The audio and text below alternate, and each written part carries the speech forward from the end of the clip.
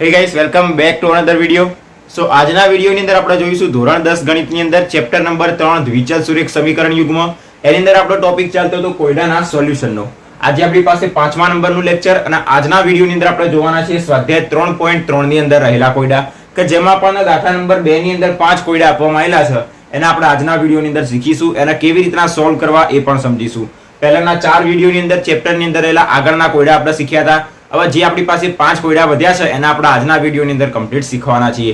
તો બસ વિડિયોમાં અંત સુધી બને રહેજો. બહુ સરળતાથી કોયડાને કેવી રીતના ગણવા, કોયડા ઉપરથી સમીકરણ કેવી રીતના બનાવવું, સ્ટેપ બાય સ્ટેપ સમજીશું અને એના પછી આખો દાખલો ગણવાની શરૂઆત કરીશું. ઓકે, તો સ્ટાર્ટ કરીએ દાખલા નંબર 1 થી. અહીંયા આગળ આપણને દાખલા નંબર 2 ની અંદર 5 કોયડા આપ્યા છે. એની અંદરથી પહેલો કોયડો જોઈએ. શું આપ્યું છે આપણને? એક અપૂર્ણાંક છે. આવો ને આવો દાખલો આપણે ઉદાહરણમાં જોયો તો એક અપૂર્ણાંક છે. એનો મતલબ શું? અપૂર્ણાંક કોઈ બી હોય છે કે જેમ કે 5/2, 3/11. આ શું કહેવાય? અપૂર્ણાંક કહેવાય. સૌપ્રથમ આખી વસ્તુને સમજી જ લેવાની. અપૂર્ણાંકની અંદર કઈ વસ્તુ હોય તો કે ઉપર અંશ હોય અને નીચે એનો છેદ હોય. ઉપર અંશ હોય, નીચે છેદ હોય, જેને આપણે શું કહીએ? એક અપૂર્ણાંક કહીએ. તો બસ આપણને એક અપૂર્ણાંક જ આપ્યો છે. શું કહેવામાં આવ્યું છે કે એના અંશમાં 1 ઉમેરવાનું. આપણી પાસે અંશ છે, આ છેદ છે. આપણને શું કહેવામાં આવ્યું છે? એનો જે અંશ રહ્યો એની અંદર 1 ઉમેરવાનું, એડ કરવાનો, પ્લસ કરવાનો. તો કરી દીધો. અને છેદમાંથી 1 બાદ કરવાનો. તો નીચે આપણી પાસે શું હોય? છેદ હોય. એની અંદરથી 1 ના આપણે બાદ કરી દીધો. ઓકે, તો આપણને એવું કહેવામાં આવ્યું છે કે તે અતિ સંક્ષિપ્ત સ્વરૂપમાં અથવા તો અતિ સંક્ષિપ્ત રૂપમાં, ચોપડીમાં એવું લખ્યું છે અતિ સંક્ષિપ્ત સ્વરૂપમાં, મતલબ બહુ નાના સ્વરૂપમાં એ શું બને જાય છે તો કે 1 બને છે. એ 1 બને છે એનો મતલબ શું? કોઈ આપણી પાસે એવો અપૂર્ણાંક આપ્યો છે કે જેને અંશની અંદર તમે 1 એડ કરશો, છેદમાંથી તમે 1 બાદ કરશો તો એ શું બની જશે? 1 બની જશે. અતિ સંક્ષિપ્ત સ્વરૂપમાં બને, બહુ મોટા પાયે બને, એના આપણે ધ્યાન નહીં આપવાનું. આપણે ખાલી એટલું જ ધ્યાન રાખવાનું કે એ 1 બને છે. તો એ શું બની જશે? 1 બની જશે. તો બસ આ જ આપણને આપ્યું છે આપણું પહેલું સમીકરણ. xy ધારીએ અને એના પછી પણ આપણે એના ડિટેલમાં સમજીશું. બીજું સમીકરણ બનાવીએ. જો માત્ર છેદમાં 1 ઉમેરવામાં આવે, માત્ર છેદમાં 1 ઉમેરવાનો મતલબ શું? તો કે અંશ આપણી પાસે એમના એમ રહેશે, અંશ એમના એમ રહ્યો, નીચે જે છેદ હતો એની અંદર માત્ર 1 ઉમેરી દીધો. ડન. અંશની અંદર સાથે કોઈ છેડછાડ કરવાની નહીં, ખાલી છેદની અંદર 1 ઉમેરી દીધો. તો એ શું બની જશે? તો કે 1/2 બની જશે. તો 1/2 બની ગયો. તો શું કહેવામાં આવે છે? તો તે અપૂર્ણાંક શોધો. ડન. આપણી પાસે પહેલું સમીકરણ બન્યું, આ બીજું સમીકરણ બન્યું. હવે જે વસ્તુ ધારવાની છે ધારી દઈએ. માની લઈએ કે જે અંશ રહ્યો એ આપણી પાસે x છે, એવું આપણે ધારવાનું છે, અને જે છેદ રહ્યો એને આપણે y ધારી દઈએ. તો સ્ટાર્ટ કરી દાખલો ગણવાનો. સૌપ્રથમ ધારી દઈએ કે અપૂર્ણાંકનો અંશ, ધારો કે આપણને જે અપૂર્ણાંક શોધવાનો કીધો એ અપૂર્ણાંકનો અંશ અને છેદ. ધારો કે અપૂર્ણાંકનો અંશ કે જેને આપણે x ધારીએ, કોઈની ઈચ્છા એને y ધારવાની છે તો પણ ધારી શકાય, કોઈ જવાબની અંદર ફેર પડશે નહીં. અને એ જ અપૂર્ણાંકનો છેદ આપણને કેટલો મળશે? y. એ આપણે ધારી દીધો. જો અપૂર્ણાંકનો અંશ x હોય, છેદ y હોય તો અપૂર્ણાંક કયો થાય? તો તેથી અપૂર્ણાંક કયો થશે? તો કે અંશ ભાગ્યા છેદ, મતલબ x ભાગ્યા y. આટલા સુધી કમ્પ્લીટ થઈ ગયું. આટલું કામ આપણું થઈ ગયું ધારવાનું. અને ધાર્યા પછી આપણે શું હોય તો કે સમીકરણ બનાવવાનું, જે આપણે ઓલરેડી અહીંયા આગળ શીખી ગયા કે સમીકરણ કેવી રીતના બનાવવું. છતાં ફરી એક વખત નાના સમજી લઈએ. શું કહેવામાં આવ્યું છે? અંશમાં 1 ઉમેરવાનું. આપણી પાસે અંશ જેની અંદર શું હોય? x. તો એની અંદર 1 ઉમેરીએ તો +1 થશે. છેદમાંથી 1 બાદ કરવાનો, છેદ y છે એની અંદરથી 1 બાદ કરીશું તો એ શું બની જશે? તો કે 1 બની જશે. તો બરાબર શું થઈ ગયું? 1 બની ગયો. આપણે કોના ઉપરથી લખ્યું? રકમ ઉપરથી. અહીંયા કશું બતાવવાનું જરૂર નથી કે રકમ પરથી, સમીકરણ પરથી, કશું જેવું લખવાની જરૂર નહીં. ધારી દીધું, એના પછી સીધું જ આ પદ લખી દેવાનું. અને આના પછી ડાયરેક્ટ બીજું સમીકરણ બનાવવા જવાનું નહીં. પહેલા આ સમીકરણને સોલ્વ કરીને x, y અને અચળ પદના સ્વરૂપમાં લઈ લેવાનું. તો તેથી પહેલા y - 1 ને જમણી બાજુ લઈ જઈએ તો x + 1 બરાબર 1 અને y - 1. તો તેથી x + 1 બરાબર શું મળશે? y - 1. 1 ના અંદર ગુણીશું, કોઈ ફેર પડશે નહીં. તો તેથી હવે અહીંયા આગળ શું કરીએ? y ને ડાબી બાજુ લઈ દઈએ તો x + y ડાબી બાજુ હશે તો -y બરાબર -1. આ +1 જમણી બાજુ જશે તો -1. તો x - y બરાબર આપણને મળશે -2. આ કમ્પ્લીટ આપણને સમીકરણ મળી ગયું x, y અને અચળ પદના સ્વરૂપમાં. ઓકે, તો આપણું પહેલું સમીકરણ મળી ગયું. ઓકે, અહીંયા આગળ આવશે સમીકરણ નંબર 1. તો આપણું પહેલું સમીકરણ કમ્પ્લીટ. હવે આવી રીતના બીજું સમીકરણ બનાવવાનું. એના માટે આપણને શું કહેવામાં આવ્યું છે કે માત્ર છેદમાં 1 ઉમેરવામાં આવે, અંશ સાથે કોઈ છેડછાડ કરવાની નહીં. તો હવે અંશ આપણી પાસે જે x હતો એને એમના એમ રાખ્યો, છેદ જે y હતો એની અંદર શું કર્યું? 1 એડ કર્યો. તો આપણે 1 એડ કરી દીધો, ઉમેર્યો મતલબ એડ કર્યો, પ્લસ કર્યો. તો આપણને શું મળશે? 1/2. તો આ 1/2 બની ગયું. હવે આને બી શું કરીએ? ચોકડી ગુણાકારના સ્વરૂપે સોલ્વ કરીએ અને સમીકરણ 2 મળશે. તો તેથી 2 એક સાથે ગુણાશે તો 2x y પ્લસ 1 એક સાથે ગુણાશે તો y પ્લસ 1.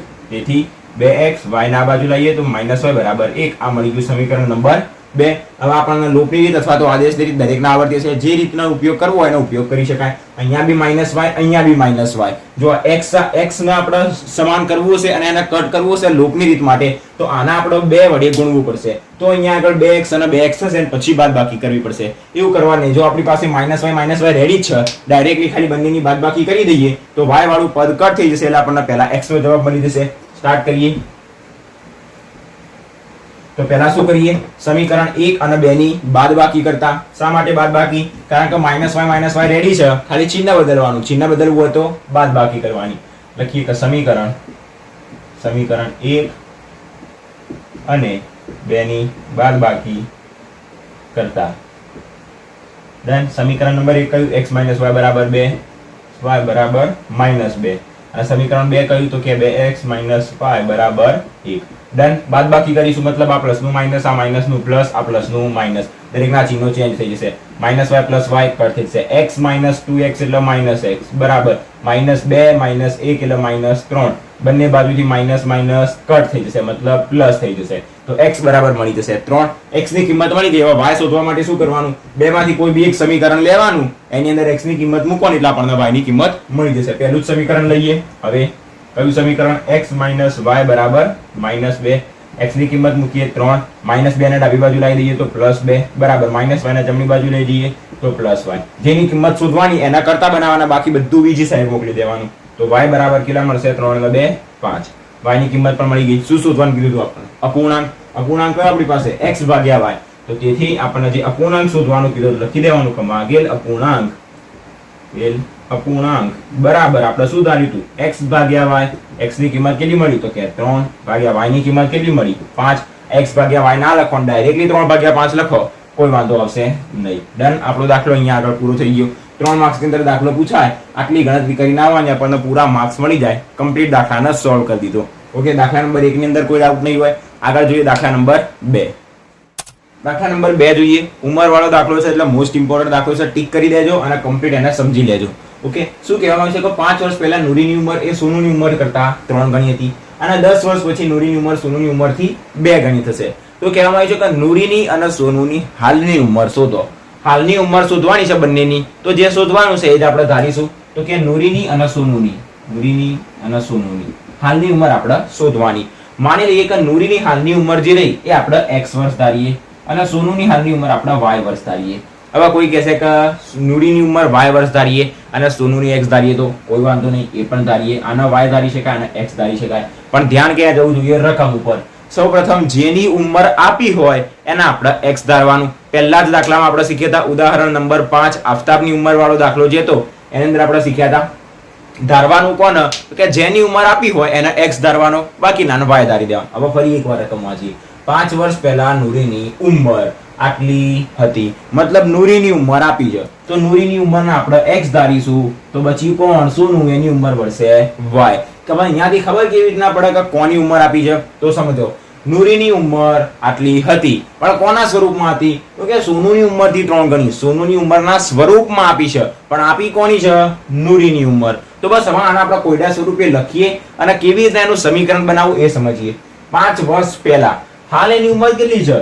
x વર્ષ. તો 5 વર્ષ પહેલા કેટલી હશે? હાલ 20 હોય તો 5 વર્ષ પહેલા 5 વર્ષ ઓછી હોય મતલબ 20 માંથી 5 જાય તો 15. એવી રીતના અહીંયા આગળ હાલ x તો 5 વર્ષ પહેલા કેટલી હશે? એના કરતા 5 ઓછી, કારણ કે 5 વર્ષ નાની હોય અને 5 વર્ષ પછી કહેવામાં આવે તો +5 ઉંમર વધી જાય. તો આપણને શું કહેવામાં આવ્યું છે કે 5 વર્ષ પહેલા નૂરીની ઉંમર. બસ આ નૂરીની ઉંમર 5 વર્ષ પહેલા. પૂરું થઈ ગયું. સીધું જ આવશે બરાબર. અને જમણી બાજુ જેના સ્વરૂપમાં આપણને રકમ આપી હોય એ આવશે. બીજું કોણ વધ્યું? સોનું. તો સોનુના સ્વરૂપમાં આપેલું હશે. જોઈએ શું આપ્યું છે કે સોનુની ઉંમરથી 3 ગણી. હવે સોનુની હાલ ઉંમર કેટલી? y. તો 5 વર્ષ પહેલાનું જ કમ્પેરિઝન કીધું છે. તો 5 વર્ષ પહેલા એની ઉંમર કેટલી હશે? તો કે y - 5 અને એના કરતા 3 ગણી. ભૂલથી પણ અહીંયા આગળ સોનુની હાલની ઉંમર y તો 3 ગણી મતલબ 3y ના કરતા, કારણ કે વાત 5 વર્ષ પહેલા. જોઈ લો અલ્પવિરામ. 5 વર્ષ પહેલાની જ વાત કરી રહ્યા છે, અત્યારની વાત જ નથી ચાલતી. તો બંનેની અંદર x માંથી y માંથી 5 બાદ કરવાના. આ મળી જશે આપણને પહેલું સમીકરણ. એવી રીતના બીજા સમીકરણ માટે શું આપ્યું છે તો કે 10 વર્ષ પછી નૂરીની ઉંમર, 10 વર્ષ પછી મતલબ x + 10. હાલ એની ઉંમર x વર્ષ હોય, 10 વર્ષ પછી 10 એડ થઈ જશે. જોઈ લો નૂરીની ઉંમર, બસ અહીંયા આગળ સ્ટોપ થઈ ગયું. બરાબર, આ નૂરીની ઉંમર આપી દીધી. હવે શું કહેવામાં છે, સોનુની ઉંમર કરતા 2 ગણી. હવે 10 વર્ષ પછી સોનુની ઉંમર કેટલી થશે, હાલ y તો 10 વર્ષ પછી 10 એડ થઈ જશે, એના કરતા 2 ગણી મતલબ ગુણ્યા 2. ડન. આપણા બંને સમીકરણ બની ગયા. જે બંને સમીકરણ મળ્યા એને લોપની રીતથી અથવા તો આદેશની રીતથી આપણે ઉકેલી શકાય. સ્ટાર્ટ કરીએ દાખલો ગણવાનો. સૌપ્રથમ ધારી દઈએ, ધારો કે નૂરીની હાલની ઉંમર. જો હાલની ઉંમર લખવું હોય તો હાલની ઉંમર, વર્તમાન ઉંમર લખવું હોય તો વર્તમાન ઉંમર, જે આપણને યાદ રહે એવી રીતના. ઓકે, x વર્ષ ધારીએ આપણે, અને સોનુની વર્તમાન ઉંમર અથવા તો સોનુની હાલની ઉંમર કેટલી ધારીએ આપણે, y વર્ષ. ડન. તો આના ઉપરથી આપણે સમીકરણ બનાવીશું. તો તેથી સૌપ્રથમ પહેલું સમીકરણ બનાવવાનું, એના કમ્પ્લીટ સમીકરણના સ્વરૂપમાં x y અચળ પદના સ્વરૂપમાં લખવાનું, એના પછી જ બીજું સમીકરણ બનાવવા ઉપર જવાનું.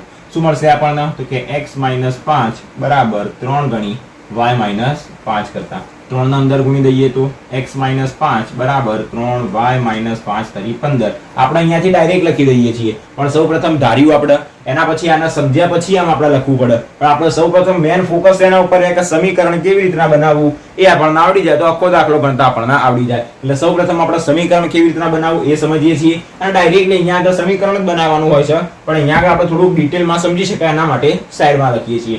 તો ડન. પહેલું સમીકરણ બનાવવાનું, x 3y ના આ બાજુ લાવીએ તો -3y બરાબર -15 + 5 જમણી બાજુ, -5 આ બાજુ હશે તો +5. તેથી x - 3y બરાબર મળશે આપણને -10. આ મળી ગયું સમીકરણ નંબર 1. ડન. આટલા સુધી બીજું સમીકરણ બનાવીએ. હવે બીજું સમીકરણ આપણે આના ઉપરથી બનાવીશું, જે આપણે ઓલરેડી બનાવી દીધું છે. આપણે લખીએ બીજું સમીકરણ, x + 10 બરાબર 2 અને y + 10. તેથી x + 10 2 ના અંદર ગુણી દઈએ તો 2y + 20. તો તેથી x 2y ના આ બાજુ લઈ દઈએ તો -2y, 20 એમના એમ રહેશે, 10 આ બાજુ આવશે તો -10, 20 - 10 એટલે 10. આના આપણે આપી દઈએ સમીકરણ નંબર 2. જોઈ લઈએ બંનેની અંદર x વાળું પદ કોમન છે, ડાયરેક્ટલી બાદબાકી કરી દઈએ તો x વાળું પદ કટ થઈ જશે, આપણને y ની કિંમત મળી જશે. તો સમીકરણ 1 અને 2 ની શું કરતા, બાદબાકી કરતા. સમીકરણ 1 અને 2 ની બાદબાકી કરતા. ઓકે, દરેકના લોપની રીત અને આદેશની રીત યાદ હોવી જોઈએ. બાદબાકી કરતા, નહીં તો ડિસ્ક્રિપ્શન બોક્સમાં લિંક મળી જશે અને એક વખત જોઈ લેજો. એક જ વિડીયોની અંદર બંને રીતના દાખલા કેવી રીતના ગણવા બહુ સરળતાથી તમને સમજાયેલું છે. સમીકરણ 1 અને 2. આ પહેલું સમીકરણ x - 3y બરાબર -10. બીજા નંબરનું સમીકરણ મળ્યું x - 2y બરાબર 10. ઓકે, બાદબાકી કરવાની મતલબ બધાના ચિહ્નો ચેન્જ થઈ જશે. +x - x કર, -3y + 2 એટલે -y બરાબર -10 -20. બંને બાજુથી માઇનસ કટ થઈ જશે, મતલબ પ્લસ થઈ જશે. y બરાબર મળી ગયા 20. y શું ધાર્યું હતું, સોનુની હાલની ઉંમર, એ તો મળી ગઈ. હજી નૂરીની હાલની ઉંમર શોધવાની x.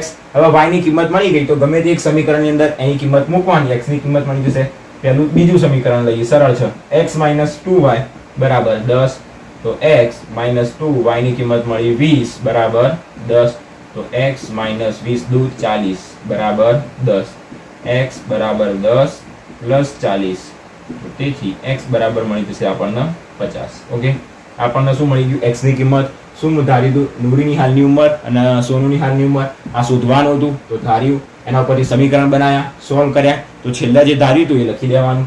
તેથી નૂરીની હાલની ઉંમર આપણે x વર્ષ ધારી હતી, x બરાબર મળી ગયા આપણને 50. તો 50 વર્ષ. અને બીજા નંબરની અંદર શું શોધવાનું કીધું હતું તો કે સોનુની હાલની ઉંમર, જે આપણે y વર્ષ ધારી હતી, y બરાબર મળી ગયા 20 વર્ષ. ઓકે, આટલા સુધી ડન. દાખલો અહીંયા સુધી રાખવાનો. 3 અથવા 4 માર્ક્સની અંદર માર્કેટથી 3 માર્ક્સમાં પૂછાઈ શકે, ઇમ્પોર્ટન્ટ દાખલો હતો, આવો કમ્પ્લીટ ગણીને આવી જવાનો. ડન. દાખલા નંબર 2 ની અંદર કોઈ ડાઉટ નહીં હોય. આગળ જોઈએ દાખલા નંબર 3. દાખલા નંબર 3 જોઈએ. આની અંદર આપણને શું આપ્યું છે, કહેવામાં આવ્યું છે કે બે અંકોની સંખ્યાના અંકોનો સરવાળો 9 છે. સમજીએ કેવી રીતના. અને વળી સંખ્યાના 9 ગણા કરતા મળતી સંખ્યા એ અંકોની અદલાબદલી કરતા મળતી સંખ્યા કરતા 2 ગણી, તો તે સંખ્યા શોધો. સેમ ટુ સેમ ઉદાહરણ નંબર 10 જેવો દાખલો. ઉદાહરણ નંબર 10 યાદ કરો. આની અંદર શું કહેવામાં આવ્યું છે, 2 અંકની એક સંખ્યા છે. ડિટેલમાં સમજીએ. 2 અંકની સંખ્યા કઈ હોઈ શકે, 10 થી લઈને 99 સુધી ગમે તે હોઈ શકે. આપણી પાસે 2 અંકની આટલી સંખ્યાઓ છે. એની અંદરથી ગમે તે એક સંખ્યા હોઈ શકે, જેમ કે 42 પણ હોઈ શકે, 73 પણ હોઈ શકે, 8, 7, 87 પણ હોઈ શકે. બે અંકોની એનો મતલબ શું? તો કે આ એક અંક અને આ બે અંક. એની અંદરથી પાછળનો અંક કયો હોય? તો કે એકમનો અંક. આગળનો અંક કયો હોય? તો કે દશકનો અંક. બસ દરેકને આટલી વસ્તુ તો ખબર હોય, નાના છોકરાને પણ ખબર હોય. આવી વસ્તુ કહેવામાં આવે છે. શું કહેવામાં આવે? કે બે અંકોની સંખ્યા. બે અંકોની સંખ્યા છે, આ બધી બે અંકોની સંખ્યા લખીએ આપણે. એની અંદર સંખ્યાના અંકોનો સરવાળો 9. હવે આ સંખ્યા રહી, એની અંદર અંક કયા કયા આયા? તો અહીંયા 4 આવ્યો ને અહીંયા 2 આવ્યો, અહીંયા 7 આવ્યો, અહીંયા 3 આવ્યો, અહીંયા 8 આવ્યો ને અહીંયા 7 આવ્યો. આ બધા શું કહેવાય? અંક કહેવાય. તો જે બે અંકની સંખ્યા રહી એના અંકોનો સરવાળો 9. અંકોનો સરવાળો 9 એનો મતલબ શું થયું? એક સંખ્યા 72 લઈ લઈએ આપણે, તો આ એક શું થઈ ગઈ? બે અંકની સંખ્યા થઈ. એની અંદર આ કહેવાશે એકમનો અંક અને આ કહેવાશે દશકનો અંક. તો આ બે અંકોનો સરવાળો કરીએ તો 7 અને 2 નો સરવાળો કરીએ તો આપણને 9 મળે. આ મળી જાય. તો બસ એવું જ કહેવામાં આવ્યું છે. આપણને એક એવી સંખ્યા આપી છે કે જેની અંદર બે અંકની સંખ્યા છે, એક એકમનો અંક છે, એક દશકનો અંક છે. જ્યારે બંનેનો સરવાળો કરીશું તો આપણને 9 મળશે. હવે આપણને ખબર નહીં કે આ એકમનો અંક કયો અને આ દશકનો અંક કયો, તો એ જ આપણે શોધવાનું. માની લઈએ કે આ જે એકમનો અંક રહ્યો એને આપણે x કહી દઈએ, આ જે દશકનો અંક રહ્યો એને આપણે y કહી દઈએ. ઉદાહરણ 10 યાદ કરો. એની અંદર એકમના અંકને આપણે y ધારીતું અને દશકના અંકને આપણે x ધારીતું. કોઈ જ ફેર ના પડે. સૂત્ર કયું હતું આપણી પાસે? કોઈ બી સંખ્યા શોધવાનું સૂત્ર તો કે 10 ગુણ્યા દશક પ્લસ એકમ. 10 ગુણ્યા દશક પ્લસ એકમ. દશક તમે શું ધારો, એકમ શું ધારો, એ તમારા આની અંદર મૂકવાનું. ખાલી મેન સૂત્ર કયું રહેવું જોઈએ? 10 ગુણ્યા એકમ પ્લસ દશક ના થવું જોઈએ, 10 ગુણ્યા દશક પ્લસ એકમ. આ સૂત્રના ઉપયોગથી આપણે આખો દાખલો ગણીશું. શું આગળ કહેવામાં આવ્યું છે? વળી સંખ્યાના 9 ગણા કરતા મળતી સંખ્યા એ અંકોની અદલાબદલી કરતા મળતી સંખ્યા કરતા 2 ગણી. થોડું કન્ફ્યુઝન થઈ ગયું. સૌપ્રથમ આ વસ્તુને કમ્પ્લીટ સમજી લઈએ અને ડાયરેક્ટ પછી આ વસ્તુ ઉપર જઈએ. તમને આની અંદર કમ્પ્લીટ આઈડિયા આવી ગયો કે બે અંકની સંખ્યા હતી, અંકો હતા, એનો સરવાળો 9 થયો. આના પહેલાના જે દાખલો હતો ઉદાહરણ નંબર 10, એની અંદર એકમના આપણે y ધાર્યો તો, દશકના આપણે x ધાર્યો તો. તો એ રીતના બી દાખલો ગણાય. બાકી આગળ દાખલાની અંદર કોઈ જ ફેર પડવાનો નથી. આ દાખલાની અંદર આપણે એકમના x ધારીએ, દશકના y ધારીએ. બાકી આના y ના આના x ધારવું હોય તો બી કોઈ પ્રોબ્લેમ નથી. જેમ દાખલો ગણવો એમ આપણે કરી શકાય. હવે આ દાખલાની અંદર આપણે એકમને ધારીએ x, દશકને ધારીએ y. તો બે અંકની સંખ્યા કઈ બનશે? તો બે અંકની સંખ્યા આપણી પાસે બનશે 10 ગુણ્યા દશક. દશક કેટલો? y, મતલબ y પ્લસ એકમ. એકમ હશે આપણી પાસે x. તો એ આપણી પાસે સંખ્યા કઈ થઈ ગઈ? 10y plus x. આપણી પાસે મેન સંખ્યા કે જે મૂળ સંખ્યા હોય એ રહી સંખ્યા થઈ. હવે શું કહેવામાં આવ્યું છે? કે વળી સંખ્યાના 9 ગણા કરતા, એ 9 ગણા પછી કરીશું. મળતી સંખ્યા એ અંકોની અદલાબદલી કરતા મળતી સંખ્યા કરતા 2 ગણી. એ 2 ગણી હશે, પણ કોણ 2 ગણી? અંકોની અદલાબદલી કરતા મળતી સંખ્યા. અંકોની અદલાબદલી એનો મતલબ શું? તો આ 72 રહ્યો એની અંદર 2 ની જગ્યાએ 7 આવી જાય, 7 ની જગ્યાએ 2 આવી જાય, એકમની જગ્યાએ દશક આવી જાય, દશકની જગ્યાએ એકમ આવી જાય. 2 પહેલા આવી જશે અને 7 પછી આવી જશે. તો એ શું થઈ જશે? 27 થઈ જશે. મતલબ એકમ અને દશક બંને એકબીજા સાથે ઇન્ટરચેન્જ થઈ જશે. તો આ જ સૂત્રની અંદર શું થશે? 10 ગુણ્યા એકમની જગ્યાએ દશક, દશકની જગ્યાએ એકમ. તો 10 ગુણ્યા એકમ પ્લસ દશક થઈ જશે. મતલબ 10y પ્લસ x નું શું થઈ જશે? 10x plus y. આપણને શું મળી? આપણી પાસે મૂળ સંખ્યા હતી. આપણે જ્યારે અંકોની શું કરી? અદલાબદલી કરી, ત્યારે આપણને આ સંખ્યા મળી. તો હવે શું કહેવામાં આવ્યું છે? સમજો. વળી સંખ્યાના 9 ગણા કરતા. કોના 9 ગણા કરતા? આના 9 ગણા કરતા. એના 9 ગણા કરતા મતલબ 9 વડે ગુણતા. આના 9 ગણા કરી દીધા, એને 9 વડે ગુણી દીધા. ઓકે, ગુણી દીધા. શું કહેવામાં આવ્યું છે? એ અંકોની અદલાબદલી કરતા મળતી સંખ્યા કરતા 2 ગણી. અંકોની અદલાબદલી કરી, આના કરતા આરે 2 ગણી. આરે 2 ગણી હોય તો 2 બાજુ ગુણાય, 2 ગુણાય આ બાજુ. તો અહીંયા આગળ આ બંને કેવી સંખ્યા થઈ? બરાબર. એવું આપણને કહેવામાં આવ્યું છે કે આ 9 ગણા કર્યા અને આ જે સંખ્યા રહી અંકોની અદલાબદલી કરતા મળતી સંખ્યા કરતા 2 ગણી, મતલબ ગુણ્યા 2. એ આ સંખ્યા આવી બની જશે. ક્યારે? કે જ્યારે આને 9 વડે ગુણીશું, આને 2 વડે ગુણીશું, ત્યારે બંને સંખ્યા એક જ હશે. ફરી આખા દાખલાને અહીંયા સ્ટેપ બાય સ્ટેપ ગણીએ અને ફરી એક વખત આને સમજીએ. પહેલા નંબરની અંદર જે ધારવાનું છે અને જે શોધવાનું છે એ લખી દઈએ. આપણને શું શોધવાનું કીધું છે? સંખ્યા શોધવાનું કીધી છે. સંખ્યા કેવી રીતના મળશે બે અંકની? તો એકમનો અને દશકનો અંક જ્યારે આપણે શોધી દઈશું તો સંખ્યા મળી જશે. તો ધારવાનું શું રહેશે? એકમનો અંક અને દશકનો અંક. તો લખીએ કે ધારો કે એકમનો અંક, અથવા તો ખાલી એકમ એટલું લખવું હોય તો એકલું એકમ લખાય.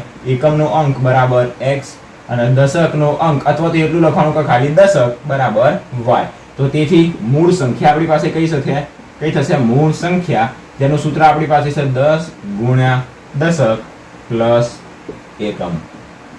તો એકમ અને દશક 10 ગુણ્યા દશકની કિંમત આપણે ધારી y, મતલબ 10 ગુણ્યા y એટલે સીધું થશે 10y અને પ્લસ x આ આપણી મૂળ સંખ્યા થઈ. ઓકે, આગળ શું હતી? 10x + y હતી ઉદાહરણ નંબર 10 ની અંદર, અને અદલાબદલી કરીશું તો એ શું થઈ જશે? 10y + x થઈ જશે. અહીંયા મૂળ 10y + x હતી, ત્યાં મૂળ 10x + y હતી. અદલાબદલી કરતા 10x + y આ રહી થશે, એ શું થતી હતી? 10y + x. આની અંદર બંને ઉલટી હતી. મૂળ સંખ્યા આ હતી ને અદલાબદલી કરતા મળતી સંખ્યા એ હતી. તો એની અંદર જવાબ એ પ્રમાણે કમ્પ્લીટ સાચો જ મળતો હતો. આની અંદર પણ આપણે આના y આના x ધારી શકાય. જવાબ એનો એ જ મળશે, ખાલી કેલ્ક્યુલેશન ની અંદર કોઈ ભૂલ ના હોવી જોઈએ. આના સમજીએ. મૂળ સંખ્યા મળી ગઈ આપણને કમ્પ્લીટ. હવે અંકોની અદલાબદલી કરવાની કીધી છે, તો ડાયરેક્ટલી આપણે પહેલા તો અંકોની અદલાબદલી જ કરી દઈએ. હવે લખી દઈએ કે હવે અંકોની અદલાબદલી કરતા મળતી સંખ્યા. અંકોની અદલાબદલી કરીશું તો સંખ્યા આપણને કઈ મળશે? તો કે x ની જગ્યાએ y, y ની જગ્યાએ x, એકમ ની જગ્યાએ દશક, દશક ની જગ્યાએ એકમ, તો 10x + y થઈ જશે. x ની જગ્યાએ y આવી ગયો, y ની જગ્યાએ x આવી ગયો. કમ્પ્લીટ ખબર પડી ગઈ. આ અદલાબદલી કરી ત્યારે સંખ્યા મળી, અને આપણી પાસે જે મેન મૂળ સંખ્યા હતી. અને હવે આપણે સમજીએ આરઈ લાઈનના શું કહેવા માંગે છે.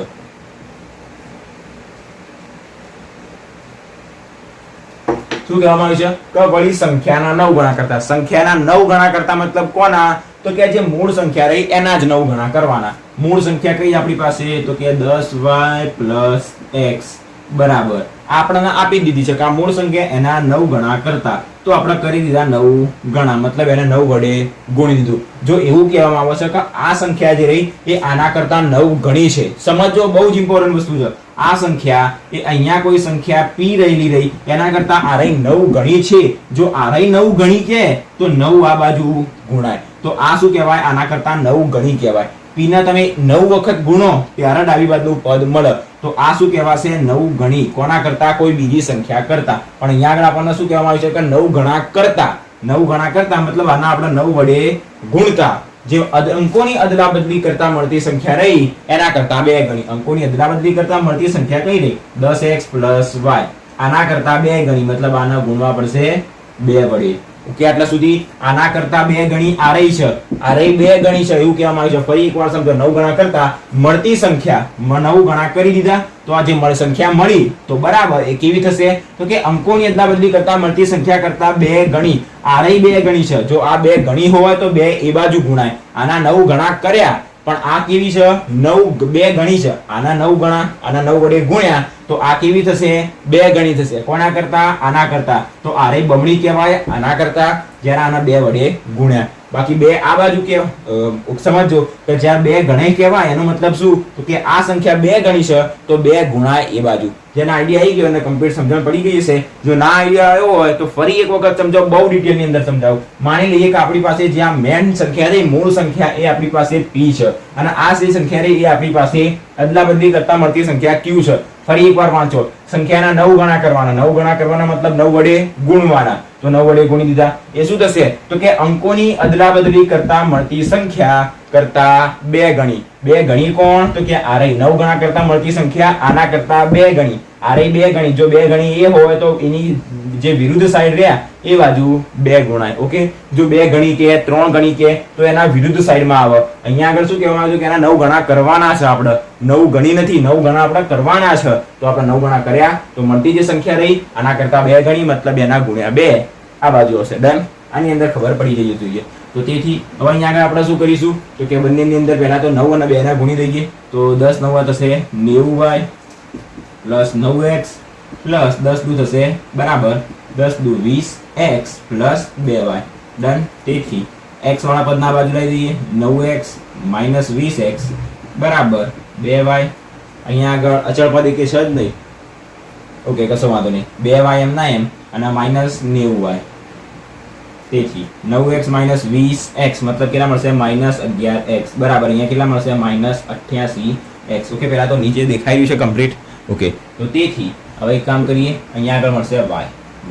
બંને બાજુ માઇનસ માઇનસ કટ થઈ જશે, તો શું મળશે? 11x બરાબર 88y. હવે અહીંયા આગળ ગણતરી કરીએ તો તેથી 11x 88y ને ડાબી બાજુ લઈ લઈએ તો -88y એના બરાબર 0, કારણ કે જમણી બાજુ કશું વધશે નહીં તો બરાબર મળશે 0. આના આપણે આપીએ સમીકરણ નંબર 1. બીજું સમીકરણ ક્યાંથી બનાવવાનું? બીજું સમીકરણ તો આપણને પહેલી લાઈનમાં આપ્યું છે. તો બે અંકોની સંખ્યાના અંકોનો સરવાળો x, અંકોનો સરવાળો x, એ બે અંકો કયા છે તો કે એ બે અંકો તો x અને y છે, તો એનો સરવાળો કેટલો આપ્યો છે આપણને 9. આ સમીકરણ તો આપણને સૌથી પહેલા જ આપી દીધું હતું, પણ સૌપ્રથમ આપણે આને સમજવામાં એને લખવાનું રહી ગયું. કશો વાંધો નહીં, એને સમીકરણ 2 કહી દઈશું. બે અંકોની સંખ્યાના અંકોનો સરવાળો 9, એનો મતલબ બે અંકો કયા, એકમનો અંક અને દશકનો અંક. જ્યારે તમે એનો સરવાળો કરશો 7 અને 2 જે સમજાયા હતા એવી રીતના, તો આપણને 9 મળશે. તો અહીંયા આગળ એકમનો અંક અને દશકના અંકનો સરવાળો કરશો કેટલો મળશે 9. આ મળી ગયું સમીકરણ નંબર 2. 1 અને 2 માંથી ગમે તે એકને સોલ્વ કરીએ. 11x છે, અહીંયા એકલા x છે, તો આના 11 વડે ગુણી દઈએ તો બંને 11x થઈ જશે. આની બાદબાકી કરી દઈએ તો x વાળું પદ કટ થઈ જશે. તો હવે શું કરીએ, સમીકરણ 2 ને 11 વડે ગુણી બાદબાકી કરતા, સમીકરણ 2 ને 11 વડે ગુણી અને બાદબાકી કરતા, તો સમીકરણ એક એમને એમ રહેશે 11x - 88y બરાબર 0. આના કેટલા વડે ગુણવાના, 11 વડે, તો 11x minus plus 11y plus 11 બરાબર જમણી બાજુ બી 9 11 વડે ગુણાશે, 11 9 99. બાદબાકી કરવાની મતલબ બધાના ચિહ્નો ચેન્જ થઈ જશે. પ્લસ 11x - 11x કર માઈનસ 88y માઈનસ 11y. 88 ને 11 કેટલા થશે, 88 98 ને 1 99, તો 99y પણ કેવા મળશે, માઈનસ બરાબર 0 માઈનસ 99 મતલબ માઈનસ 99. પહેલા તો બંને બાજુથી માઈનસ માઈનસ કટ થઈ જશે, મતલબ પ્લસ થઈ જશે. તો y બરાબર મળશે 99 ભાગ્યા 99, તો y બરાબર આપણને મળી ગયો 1. હવે કોઈ કહેશે x ની કિંમત શું હશે, દરેકને ખબર પડી જવી જોઈએ કે જો એક અંક 1 હોય તો બીજો અંક કયો હશે, 8 જ હશે, કારણ કે એનો સરવાળો કેટલો થાય છે 9 થાય. તો એકનો એક અંક 1 હોય અને બીજાનો 8 હોય તો જે શું કહેવાય, 8 ને 1 9 થાય. હવે x ની કિંમત શોધવા સમીકરણ લઈએ. હવે x + y બરાબર 9, તો x + 1 બરાબર 9, તો x બરાબર 9 - 1, x બરાબર મળી જશે 8. શું શોધવાનું કીધું આપણને, તે સંખ્યા. તો તેથી આપણને શું શોધવાનું કીધી હતી, સંખ્યા. તો તેથી માંગેલ સંખ્યા જેને આપણે શું ધાર્યું હતું, 10x + y, આપણી મૂળ સંખ્યા 10x + y, તો 10x ની કિંમત મળી 8 + y ની કિંમત મળી 1, 10 8 80 + 1 એટલે મળશે આપણને 81. તો આપણને જે સંખ્યા માંગવામાં આવી હતી એ કઈ મળી ગઈ, 81. ડન. અહીંયા સુધી દેખાય છે. દાખલા નંબર 3 ની અંદર આ વસ્તુ હતી. સમજવાનું ક્યાં આગળ હતું, આ સમીકરણ કેવી રીતના બનાવવું બહુ ડિટેલમાં મેં તમને 3 થી 4 વખત સમજાવ્યું. જો કોઈ જગ્યાએ ડાઉટ રહી ગયો તો ફરીથી વિડીયોને રિવાઇઝ કરો અને ધ્યાનથી સમજો શું કહેવા માંગુ છું, કે તમને આઈડિયા આવી જશે. દાખલા નંબર 3 અહીંયા આગળ પૂરો થઈ ગયો. આગળ જોઈએ દાખલા નંબર 4. જોઈએ આપણે. એની અંદર આપણને શું કહેવામાં આવ્યું છે, તો કે મીના એ 4000 રૂપિયા ઉપાડવા બેંકમાં ગઈ હતી. એના કેશિયરને એવું કીધું કે મારે ખાલી 50 ની 100 રૂપિયાની નોટો જોઈએ છે. કેશિયરે કીધું આપી દઈશું. તો 50 અને 100 ની નોટો જોઈએ છે. કેશિયરે એને ટોટલ 25 નોટો આપી હતી. 25 નોટોમાંથી કેટલી નોટો 100 ની હતી, કેટલી 50 ની હતી એ ખબર નહીં. અને એવું કહેવામાં આવ્યું છે કે 50 ની અને 100 ની નોટો કેટલી નોટો મેળવી હશે એ આપણે શોધવાનું. એને શું કર્યું, પહેલા તો એ બેંકમાં ગઈ, 2000 રૂપિયા ઉપાડ્યા. ટોટલ 2000 રૂપિયા ઉપાડ્યા. કુલ એને 2000 રૂપિયા ઉપાડ્યા, જેની અંદર 50 ની નોટોની સંખ્યા 25 અને 100 ની નોટોની સંખ્યા ભેગી થઈ. સમજીએ શું કહેવા માંગે છે. 2000 રૂપિયા એને કુલ ઉપાડ્યા. એને ટોટલ 25 નોટો મેળવી. 25 નોટો મેળવી. એની અંદરથી માની લઈએ કે 50 રૂપિયાની જે નોટો રહી અને 100 રૂપિયાની જે નોટો રહી, આના આપણે x ધારી દઈએ, આના આપણે y ધારી દઈએ. માની લઈએ કે 50 રૂપિયાની x નોટો છે, 100 રૂપિયાની y નોટો હશે. તો એને ટોટલ કેટલી નોટ ઉપાડી, 25. મતલબ 50 રૂપિયાની નોટોનો સરવાળો કરો અને 100 રૂપિયાની નોટોનો સરવાળો કરો. રૂપિયાનો નહીં કીધું, નોટોની સંખ્યાનો સરવાળો કરો તો આપણને ટોટલ શું મળી જાય, કે 25 મળી જાય. માની લઈએ કે એને 50 રૂપિયાની 13 નોટો લીધી હોય. જો આની 13 નોટો લીધી હોય તો આની 12 નોટો લીધી હશે, તો 13 અને 12 કેટલા મળશે, 25 મળશે. આપણે માની લીધું તો આપણને એક પહેલું સમીકરણ મળી ગયું, કમ્પ્લીટ આઈડિયા આવી ગયો. બીજું સમીકરણ ક્યાંથી બનાવવું, તો ધ્યાનથી સમજો. માની લઈએ કે એને જે 2000 રૂપિયા ટોટલ ઉપાડ્યા, એને શું કર્યું, 2000 રૂપિયા ઉપાડ્યા. તો એ 2000 રૂપિયા જે ઉપાડ્યા એની અંદર 50 રૂપિયાની નોટો બી હશે અને 100 રૂપિયાની બી નોટો હશે. માની લઈએ કે 50 રૂપિયાની એને કેટલી નોટો ઉપાડી, 5 નોટો ઉપાડી. 50 ની 5 નોટો ઉપાડી અને 100 ની 10 ઉપાડી. તો 50 ગુણ્યા 5 કેટલા થશે, 250. 100 ની 10 ઉપાડી તો 100 દાન છે 1000. તો આ તો કેટલા છે, 250 છે. આ તો આપણે ખાલી ધાર્યું છે. તો આ 250 અને 1000 કેટલા થશે, 1 250 1250. આવું આપણે ધાર્યું. હવે એને આપણે તો કીધું કે 5 નોટો ઉપાડી છે અને આપણે કીધું કે 10 નોટો ઉપાડી છે, પણ અસલિયતમાં એની 50 ની નોટો કેટલી ઉપાડી છે, એ તો કે x નોટો ઉપાડી છે 50 ની, અને સાથે સાથે 100 રૂપિયાની કેટલી નોટો ઉપાડી છે, એ તો y નોટો ઉપાડી છે. તો ટોટલ એને આ બંનેનો જ્યારે સરવાળો કરીશું તો આપણને 2000 મળી જાય કે ના મળી જાય, ના ખબર પડી ફરી એકવાર સમજો. એને 50 રૂપિયાની x નોટો ઉપાડી, મતલબ 50 રૂપિયાની કેટલી નોટો ઉપાડી? x નોટો. અને x ની કિંમત આપણે શોધીશું. હવે તમને જવાબ કહું તો સમજી જ લઈએ કે એને 50 રૂપિયાની જો 10 નોટો ઉપાડી હોય, 50 રૂપિયાની x મતલબ શું? 50 રૂપિયાની નોટોની સંખ્યા. 50 રૂપિયાની નોટ નહીં, નોટોની સંખ્યા. x મતલબ 50 ની નોટોની સંખ્યા. જો એ 10 નોટો હોય તો 50 ગુણ્યા 10 આપણને 500 મળી જાય. હા, મળી જાય. 100 રૂપિયાની y નોટો ઉપાડી, y સંખ્યા છે, માની લઈએ કે એને 15 સંખ્યા, 15 100 રૂપિયાની નોટો લીધી, તો 100 રૂપિયાની એને 15 નોટો લીધી, તો 15 ગુણ્યા 100 આપણને 1500 મળી જશે. તો 500 ને 1500 આપણને 2000 મળી જાય. આ તમને ઉદાહરણ દ્વારા સમજાયું કે કેવી રીતના 50x અને 100y લીધી. સિમ્પલ લાઈન ની અંદર કહું તો શું કહેવામાં આવે કે 50 રૂપિયાની નોટોની સંખ્યા અને 100 રૂપિયાની નોટોની સંખ્યા, જ્યારે તમે બંનેનો ગુણાકાર બંનેનો સરવાળો કરશો તો આપણને 2000 મળે. કેવી રીતના? 50 ની નોટો ગણશો તો તમારી પાસે 50 નોટો થઈ, તો તમે 50 ની નોટો લીધી, 50 નોટો લીધી, 50 ગુણ્યા 50 તો કે કેટલા થશે? 25, મતલબ 2500 રૂપિયા એ સાઈડમાં મૂક્યા. 100 રૂપિયાની 20 નોટો લીધી તો એ કેટલા થશે? 2000 રૂપિયા. તો આ 2500, આ 2000 રૂપિયા, ટોટલ કેટલા થઈ ગયા? 4500. એ 4500 આપણને જમણી બાજુ મળશે. ઓકે, 50 ની નોટોની સંખ્યા તો 50 ગુણ્યા નોટોની સંખ્યા, 100 ગુણ્યા નોટોની સંખ્યા બરાબર 2000. આ મળી ગયું બીજું સમીકરણ. બહુ સરળ વસ્તુ છે, ખાલી ધ્યાનથી એક વસ્તુ સમજવાની છે. ના ખબર પડે તો વિડીયોને રિવાઇઝ કરતા જાઓ. આ જે ઉદાહરણથી મેં સમજાવી, ધ્યાનથી સમજો, કમ્પ્લીટ આઈડિયા આવી જશે. સ્ટાર્ટ કરીએ દાખલો ગણવાનો. પહેલા તો ધારી દઈએ જે શોધવાનું છે. ધારો કે 50 રૂપિયાની નોટોની સંખ્યા, 50 રૂપિયાની નોટોની સંખ્યા જે આપણે ધારીએ છીએ x અને y એ સંખ્યા ધારીએ છીએ x, અને 100 રૂપિયાની જે નોટોની સંખ્યા છે, માની લઈએ કે એને 100 રૂપિયાની કેટલી સંખ્યા નોટો મળી છે? y નોટો મળી છે. પહેલું સમીકરણ તો દરેકને ખબર પડી ગઈ કે ટોટલ એને 25 નોટો મળી, તો x ની અને y ની 50 ની 100 ની નોટોની સંખ્યા 25. આ સમીકરણ 1. બીજા સમીકરણ માટે શું કહેવામાં આવ્યું કે જ્યારે તમે 50 રૂપિયાની x નોટો ઉપાડશો અને 100 રૂપિયાની y નોટો ઉપાડશો તો ટોટલ એને કેટલા રૂપિયા આપ્યા હતા તમને? 2000 રૂપિયા. તો તમે આનો સરવાળો કરશો તો એને 2000 રૂપિયા આપ્યા છે, તમને મળી જવા જોઈએ. આ મળશે સમીકરણ નંબર 2. લોપની રીતથી સોલ્વ કરીએ. સમીકરણ 1 ને 50 વડે ગુણી દઈએ, 1 ને 50 વડે ગુણી અને શું કરતા? બાદ બાકી કરતા.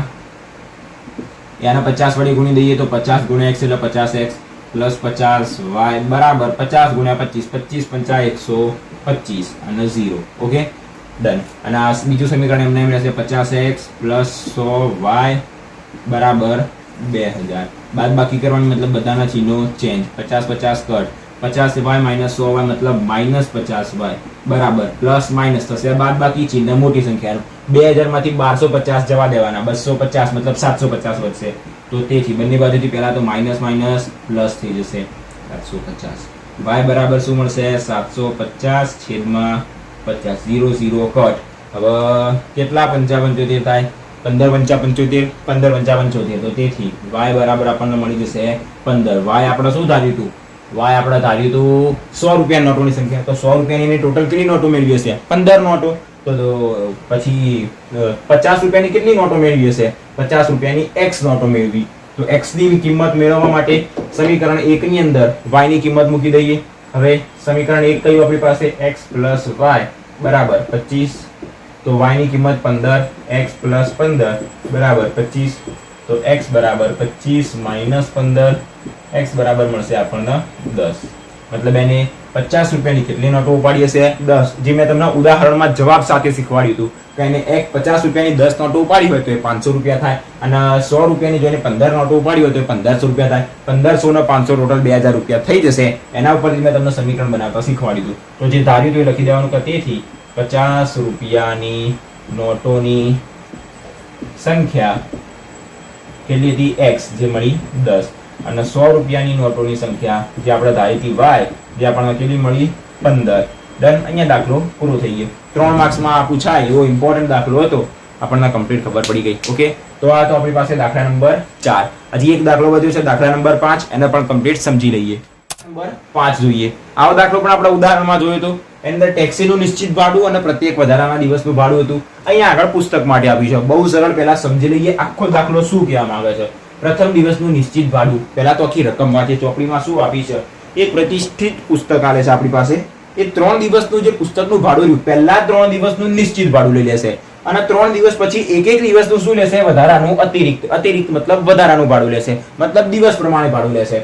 હવે સરિતા નામની છોકરી રહી, એ 7 દિવસ પુસ્તક રાખે અને 27 રૂપિયા ચૂકવો. સુશી જે રહી 5 દિવસ પુસ્તક રાખશે 21 રૂપિયા ચૂકવશે. તો આ બંને ઉપરથી આપણે પહેલું અને બીજું સમીકરણ બનાવીશું, એના સોલ્વ કરીશું. શું શોધવાનું કીધું છે? તો નિશ્ચિત ભાડું અને પ્રત્યેક વધારાના દિવસનું ભાડું શોધો. કેવી રીતના શોધવું સમજીએ. પહેલા તો શું કહેવા માંગે છે, જે પુસ્તકાલય જે રહ્યું એ 3 દિવસનું નિશ્ચિત ભાડું જ લઈ જ લેશે. 3 દિવસનું નિશ્ચિત ભાડું મતલબ તમારા પુસ્તક જે રહી એ 3 દિવસ તો રાખવાની જ હોય. 3 દિવસથી વધારે રાખવાની, 2 દિવસ તો રાખવાની નહીં. અને રાખવી હોય તો ભાડું તો 3 દિવસનું તમારે આપી જ દેવાનું.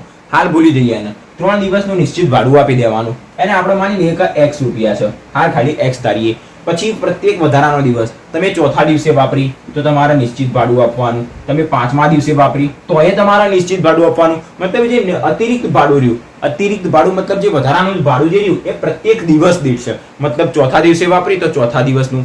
એક દિવસનું ભાડું માની લઈએ કે 2 રૂપિયા છે તો ચોથા દિવસનું ભાડું 2 આપવાનું, 5મા દિવસનું 2 રૂપિયા આપવાનું, છઠ્ઠા દિવસનું 2 રૂપિયા આપવાનું. એ રીતના તમે જેટલા દિવસ વાપરી જશો તો એક દિવસના 2 રૂપિયાના લેખે ભાડું એનું આપતું રહેવાનું. એવું અહીંયા આગળ કહેવા માંગે છે. માની લઈએ કે કોઈ વ્યક્તિ છે કે જે 9 દિવસ પુસ્તક લઈ ગયું, 9 દિવસ લઈ ગયું તો એની અંદરથી જો પહેલા તો એ 3 દિવસનું ફિક્સ આપી જ દેશે. તો વધ્યા કેટલા એના પાસે? 6 દિવસ. 6 દિવસ વધ્યા તો એ 6 દિવસનું શું ભાડું આપશે?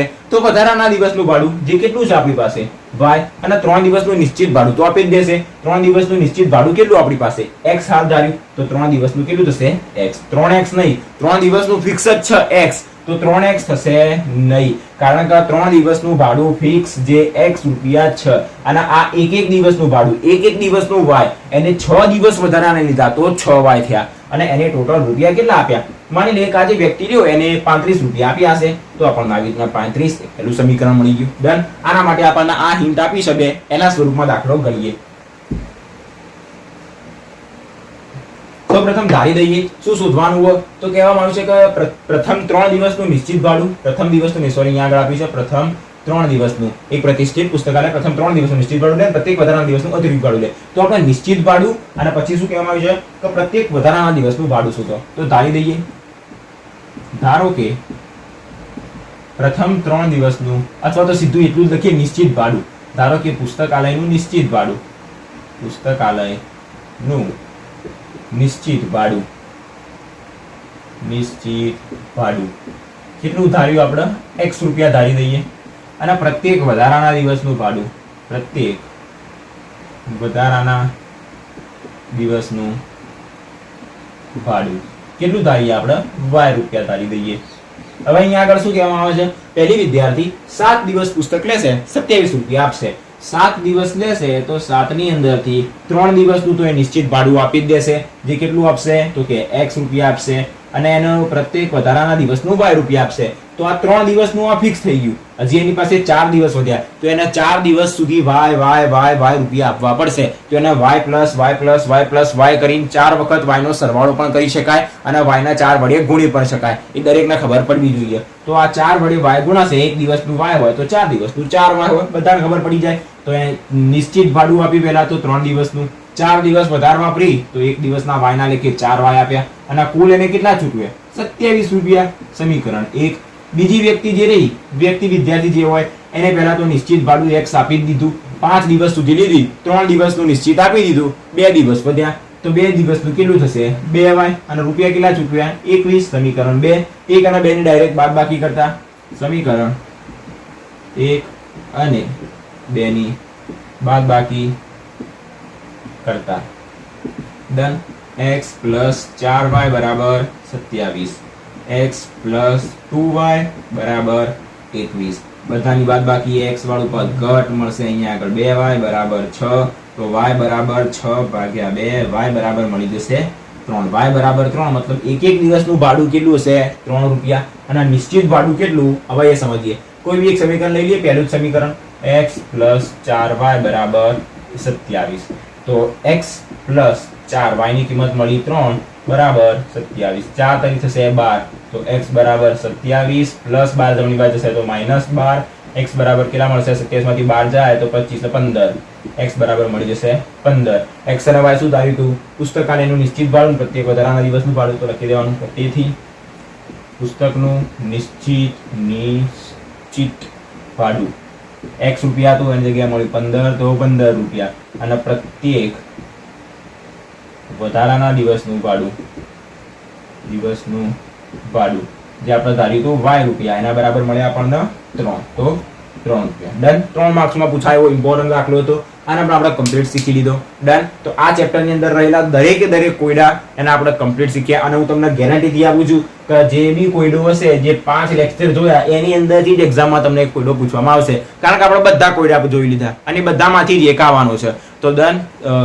5 વિડીયો જે રહ્યા એની અંદરથી તમારે 4 વિડીયો આગળના જોવા હોય તો ડિસ્ક્રિપ્શન બોક્સમાં તમને ચેપ્ટર નંબર 3 ની પ્લેલિસ્ટની લિંક મળી જશે, એના ઉપરથી તમે એને જોઈ શકો. જો સાથે સાથે તમારે લોપની રીત અને આદેશની રીત તૈયાર કરવી હોય તો એ જ પ્લેલિસ્ટની અંદર તમને પહેલો જ વિડીયો લોપની રીત અને આદેશની રીતનો મળી જશે. તો એ લિંક ઉપર ક્લિક કરજો, જેથી લોપની રીત અને આદેશની રીત તૈયાર થઈ જાય. આ 5મો વિડીયો અને પહેલાના 4 વિડીયો પણ તમને એની અંદર મળી જશે. તો ટોટલ 6 વિડીયોની અંદર આપણું આ ચેપ્ટર પૂરું કરી દીધું, કારણ કે એક જ રીત હતી, લોપની રીત અને આદેશની રીત બે ભેગી આપણે શીખ્યા હતા. અને એક વિડીયો જોઈ લેશો એટલે એના કોઈ બી દાખલા આવશે તમે એને ગણી શકશો કે લોપની રીત અને આદેશની રીતથી એનો ઉપયોગ કરીને દાખલાના કેવી રીતના સોલ્વ કરવા, આપેલા સમીકરણને કેવી રીતના સોલ્વ કરવા એ આપણે શીખ્યા હતા. તો એક વિડીયો જોઈ લેજો કે જે દરેકે દરેક દાખલા માટે કામ લાગશે. ચોપડીનો કોઈ બી લોપની રીતનો અથવા તો આદેશની રીતનો દાખલો તમે ઉપાડશો તો તમે લોપની રીતથી પણ એને સોલ્વ કરી શકશો, આદેશની રીતથી પણ એને સોલ્વ કરી શકશો. હવે એની અંદર તમારે શું કરવાનું, બે સમીકરણ આપેલા હશે, લોપની રીતનો ઉપયોગ કરવો હોય તો લોપની રીત, આદેશની રીતનો ઉપયોગ કરવો હોય તો આદેશની રીત. એક વિડીયો જોયો છે તો કોઈ બી તમારી પાસે દાખલો છે, કોઈ બી બે સમીકરણ હશે એને તમે લોપની રીતથી અને આદેશની રીતથી સોલ્વ કરી શકશો. તો બસ એ વિડીયો જોઈ લેજો, કારણ કે આપણે જે બી કોયડા રહ્યા એની અંદર પણ લોપ અને આદેશની રીત બહુ જ જરૂરી છે. તો આજના વિડીયોની અંદર અહીંયા સુધી રાખીએ. આજે આપણે ચેપ્ટર નંબર 3 એની અંદર કોયડાનું સોલ્યુશન પૂરું કર્યું. સાથે સાથે આપણે કહીએ તો આપણે લોપની રીત અને આદેશની રીત થોડા દિવસ પહેલા શીખ્યા હતા. સાથે સાથે આ 5 વિડીયો જોયા એના ઉપરથી આપણને ખબર પડી ગયું કે આપણું ચેપ્ટર નંબર 3 દ્વિચલ સુરેખ સમીકરણ યુગમાં પણ પૂરું થઈ ગયું. થોડાક દિવસ પહેલા આપણે યામ ભૂમિતિના પણ નવા વિડીયો બનાવ્યા હતા, એની લિંક પણ તમને ડિસ્ક્રિપ્શન બોક્સમાં મળી જશે, જોવી હોય તો જોઈ લેજો. સાથે સાથે ચેપ્ટર નંબર 5 સમાંતર શ્રેણી એનું પણ વન શોટ ઇમ્પોર્ટન્ટ આપણે રિવિઝન કર્યું હતું, એની લિંક પણ તમારે જોઈએ તો મળી જશે. સાથે સાથે બોર્ડ એક્ઝામ 2026 ની એક લિંક મળશે, એના ઉપર ક્લિક કરીને જે બી વિડીયો દેખાય ફટાફટ જોઈ લેજો, કારણ કે બોર્ડ એક્ઝામ 2026 ની અંદર જેટલા બી ઇમ્પોર્ટન્ટ ટોપિક રહ્યા, ઇમ્પોર્ટન્ટ દાખલા રહ્યા, ઇમ્પોર્ટન્ટ પ્રશ્નો રહ્યા, વન શોટ રિવિઝન હોય ગમે તે હોય તમને એની અંદર મળી જશે. અને એની અંદર ધીરે ધીરે નવા વિડીયો એડ થતા જશે. તો એ પ્લેલિસ્ટને સેવ કરી રાખજો, એને જોતા રહેજો અને કમ્પ્લીટ એની નોટ્સ બનાવતા રહેજો, જેથી બોર્ડના અંતના દિવસની અંદર તમારે એનું ખાલી રિવિઝન કરવા માટે જરૂર પડે. અને રિવિઝન કરવા માટે બી આપણે વન શોટ રિવિઝન મૂકીશું, MCQના સોલ્યુશનના વિડીયો પણ મૂકીશું. તો ચેનલને સબસ્ક્રાઇબ કરી દેજો, એના પછી બાજુમાં બેલ આઇકન દેખાય એના ઉપર ક્લિક કરીને ઓલ બટન ઉપર ક્લિક કરી દેજો, જેથી જે બી નવા વિડીયો આવે એની તમને નોટિફિકેશન મળતી જાય. જો બોર્ડ એક્ઝામ 2026 ની પ્લેલિસ્ટ જોઈતી હોય તો વિડીયોના એન્ડમાં એન્ડ સ્ક્રીનની અંદર તમને 4 સ્ક્રીન દેખાશે, એની અંદર એક સબસ્ક્રાઇબનું બટન હશે, એના ઉપર ક્લિક કરીને સબસ્ક્રાઇબ કરજો, ઓલ બટન ઉપર ક્લિક કરી દેજો, જેથી નવા વિડીયોની નોટિફિકેશન મળી જાય. સાથે સાથે બાકીની પણ 3 પ્લેલિસ્ટ હશે, એની અંદરથી એક હશે બોર્ડ એક્ઝામ 2026 વાળી પ્લેલિસ્ટ, એ તમે જોઈ લેજો. બીજી પણ 2 પ્લેલિસ્ટ હશે, એ તમારે જોવી હોય જોઈ લેજો. ઓકે, તો મળીએ નેક્સ્ટ વિડીયોની અંદર. આજના વિડીયોની અંદર અહીંયા સુધી. આ જે 5 દાખલા રહ્યા એની અંદર તમને કોઈ એક જગ્યાએ કન્ફ્યુઝન હોય અથવા તો ના ખબર પડી હોય તો બિંદાસ કમેન્ટ કરજો, તમને એનો તરત જ જવાબ મળી જશે, એનું સોલ્યુશન મળી જશે. મળીએ નેક્સ્ટ વિડીયોની અંદર બીજા કોઈ ઇમ્પોર્ટન્ટ ટોપિક સાથે. જય શ્રી રામ.